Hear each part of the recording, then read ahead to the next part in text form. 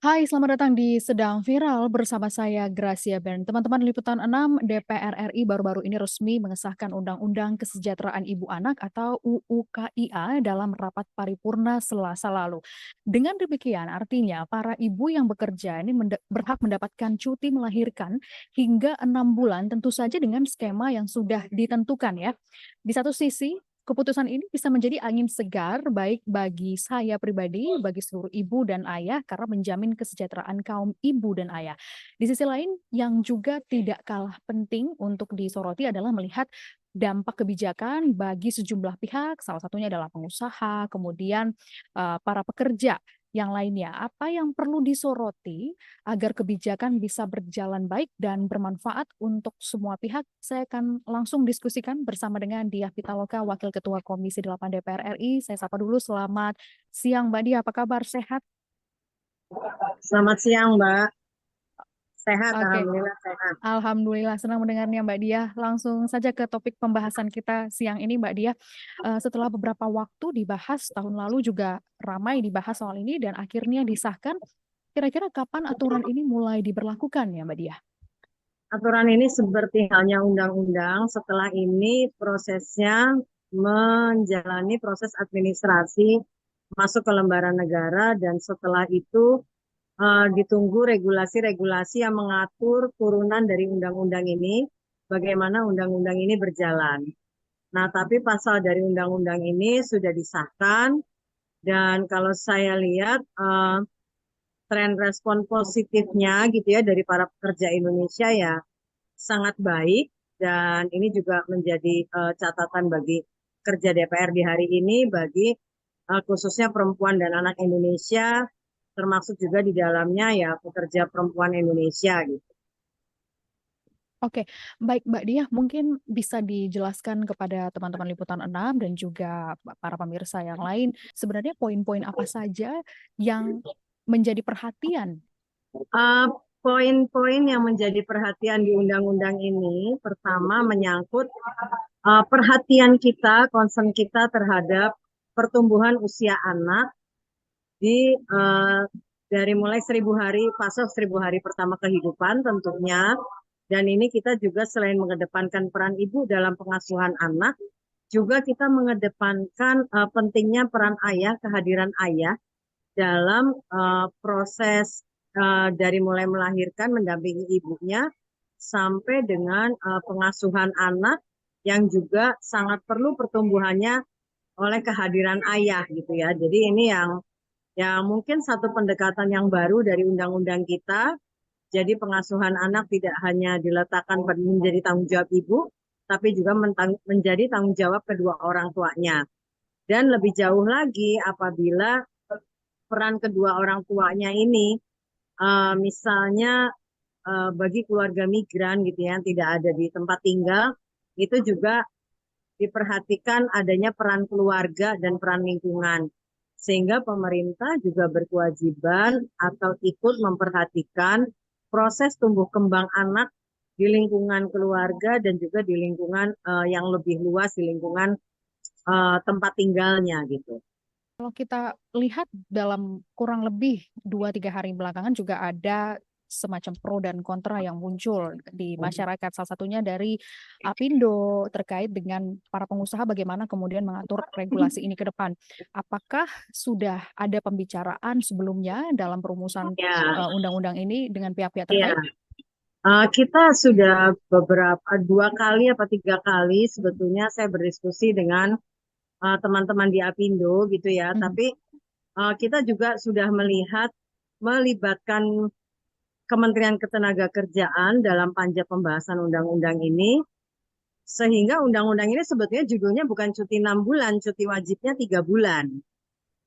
Nah ini yang kita eh, titik temunya adalah 3 bulan itu wajib, 3 bulan tambahan itu sifatnya apabila dibutuhkan dalam kerangka kesehatan dan ada surat keterangan dokter dan lain-lain. Tapi menurut saya itu juga kasusnya tentu tidak banyak dan kita juga pertimbangkan uh, ada perusahaan-perusahaan yang memang sudah siap gitu ya memenuhi syarat cuti 6 bulan, ada perusahaan-perusahaan yang belum siap, tapi juga makanya kemudian cuti minimalnya itu kita bikin 3 bulan, tidak 6 bulan, yang tadinya 6 bulan. Nah ini menjadi 3 bulan, 3 bulan berikutnya dengan catatan kebutuhan yang sifatnya kesehatan. Nah yang kedua kita juga melihat bahwa uh, pekerja ini kan tidak langsung semuanya cuti, ya kan? Artinya tidak misalnya kita nih ada pekerja perempuan 1.000 orang kan nggak 100% cuti gitu loh, dan juga nggak tiap tahun juga rata-rata pekerja kita hamil satu orangnya gitu loh. Jadi intensitas sebetulnya masa cuti itu diambil oleh pekerja itu pertama juga tidak tahunan gitu ya. Rata-rata kan eh, ibu Indonesia itu kan anak rata-rata 2 anak gitu ya. Jadi kalau rentang kerja dia itu 20-30 tahun, dia mungkin punya proses kebutuhan cuti melahirkan 2 kali gitu ya. Dan itu sifatnya juga sudah di titik minimal 3 bulan gitu. Yang wajibnya 3 bulan. Yang 3 bulan berikutnya itu disertai dengan kondisi-kondisi yang mensyaratkan si ibu punya kebutuhan fisik yang dia harus mengambil cuti. Jadi menurut saya itu sudah titik temu yang tadinya draft DPR itu 6 bulan, ini sudah menjadi wajib 3 bulan gitu loh. Ditambah 3 bulan dengan syarat tertentu. Oke. Ah, tadi menarik soal aturan yang diberlakukan 3 bulan sebetulnya, kemudian ada tambahan 3 bulan apabila ada kondisi medis tertentu seperti itu, Bu, dengan menyertakan surat keterangan dari dokter. Lalu apakah mungkin sudah ada pembicaraan dengan pihak-pihak terkait begitu, bagaimana DPR juga ikut turut mengawasi agar kemudian tidak disalahgunakan ke depannya oleh para pekerja? Ya, yang menarik nanti undang-undang ini karena sifatnya sangat komprehensif di berbagai bidang, termasuk juga kementerian dan lembaga, sehingga kita akan sangat perlu bagi kita untuk melihat proses atau mengawasi proses pembuatan peraturan pemerintahnya, dan saya rasa juga pemerintah dalam menyusun aturan pasti melibatkan berbagai pihak, berbagai stakeholder, baik dari ya ini berbagai kementerian ya, baik dari Kementerian Kesehatan, Kementerian Tenaga Kerja gitu ya, Bappenas juga gitu ya. Jadi akan banyak sekali saya rasa peraturan turunan dari undang-undang ini di berbagai sektor yang kalau dalam panja pemerintahnya itu dikoordinasi oleh Kementerian Pemberdayaan Perempuan dan Perlindungan Anak, dan juga kementerian ini ya, Kunham, Kementerian Agama, ini jadi relatif cukup banyak kementerian yang terlibat dalam panja pemerintah ikut penyusunan undang-undang ini. Kita juga melihat ini sebagai bentuk keseriusan pemerintah terhadap concern terhadap kesejahteraan ibu dan anak. Dan saya riset itu environment gitu ya, yang sangat bagus dalam penyusunan undang-undang ini. Oke, berarti sejauh ini memang masih kemungkinan ke depannya akan ada aturan-aturan turunan yang menyertai Pasti dari akan ada aturan-aturan turunan, baik itu sifatnya peraturan pemerintah atau peraturan-peraturan turunannya sampai ke daerah, tapi itu pasti akan dilakukan dengan koordinasi, dengan melakukan koordinasi penuh dengan berbagai pihak. yang juga saya soroti di sini adalah masalah penghasilan yang diberikan kepada ibu yang mengambil cuti dalam periode waktu tertentu, yaitu di bulan keempat dan kelima. Saya membaca ada potongan gaji yang diberikan. Jadi ibu yang cuti melahirkan ini hanya mendapatkan 75%. Betul seperti itu ya, Bu ya? Ya, kita dalam hal ini sangat meminta pertimbangan khusus dari Kementerian Ketenagakerjaan. Jadi itu kemudian angka atau konsekuensi yang muncul dari pembahasan bersama uh, tim panja pemerintah gitu. Dan itu juga kalau cuti 3 bulan berikutnya diambil. Jadi 3 bulan yang wajib itu kan 3 bulan. Nah, yang Ya, 3 bulan berikutnya itu kan sifatnya opsional atau kalau ada kebutuhan khusus. Jadi konsekuensi itu pun sifatnya apabila cuti yang 3 bulan berikutnya itu diambil. Jadi begitu, Mbak. oke. Bu, bagaimana dengan cuti ayah? Kalau tahun lalu sempat dibahas akan diberikan 40 hari bagi ayah untuk bisa menemani ibu yang baru melahirkan.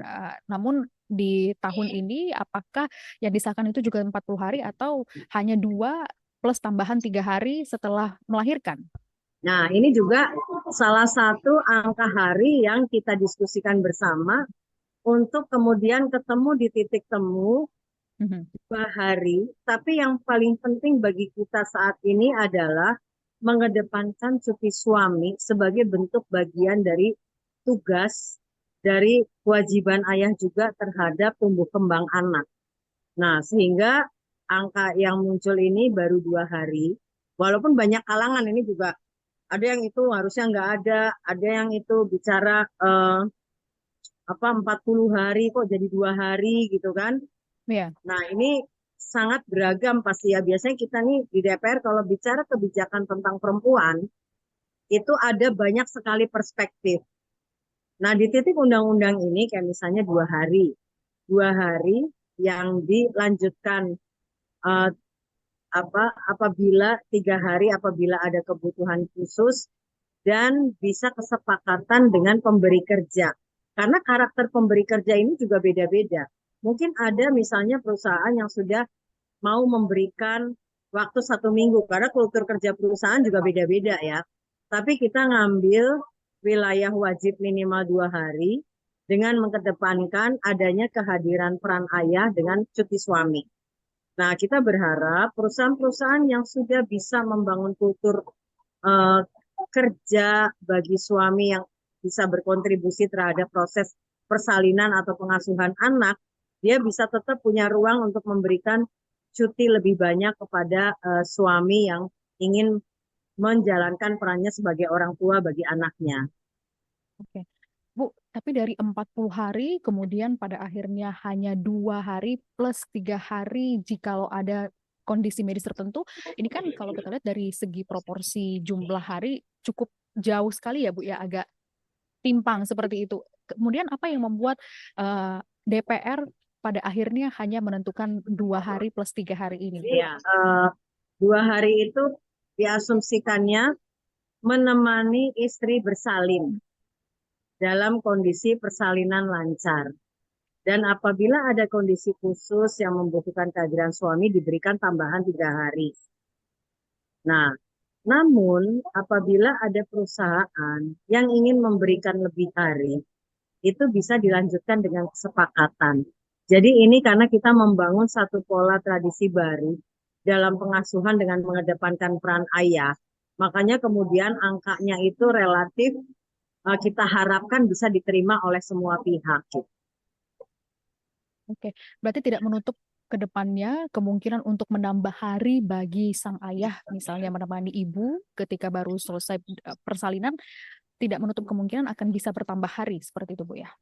Iya, bisa menambah sesuai dengan kesepakatan pemberi Kesepakatan. kerja. Oke, baik Bu Dia sudah dapat poinnya, berarti sudah jelas di sini. Walau sempat mengalami banyak tantangan dalam pengesahannya, pada akhirnya cuti yang diberikan oleh DPR kepada seluruh pekerja perempuan itu tadi adalah 3 bulan. Kemudian apabila mengalami kondisi medis tertentu, kemudian ditambahkan 3 bulan, tentu dengan pertimbangan dari perusahaan juga. Seperti itu ya, Bu ya. Iya. Oke. Baik, Bu Dia, terima kasih sudah bergabung bersama kami di Liputan 6 SCTV Sedang Viral. Sekali lagi saya ucapkan terima kasih. Saya Gracia Ben. Sampai jumpa.